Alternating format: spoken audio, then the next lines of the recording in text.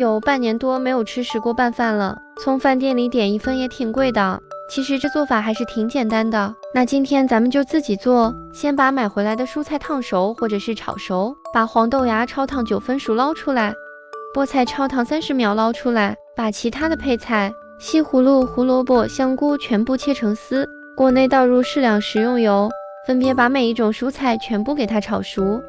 可以加一点点的盐，也可以不加。如果你在减脂期，那就选择全部烫熟。烫好的豆芽里边加一点点香油，搅拌一下。石锅家里是没有了，就准备的砂锅里面涂上一层食用油，把蒸熟的米饭放在砂锅里边铺匀，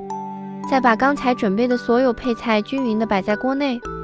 为了让米饭和卖的一样，揭出一层黄黄的锅巴，放在灶上，开中小火再焖个5、6分钟。再来做酱汁，碗内放入1勺生抽、1勺香油，再来半勺蜂蜜，如果没有可以用白糖代替。再来上2勺韩式辣酱，再来上2勺雪碧或者是清水，最后再来1勺熟的白芝麻，酱汁也就调好了。这边的米饭也焖好了，放上一个煎过的太阳蛋，淋上刚才调好的酱汁，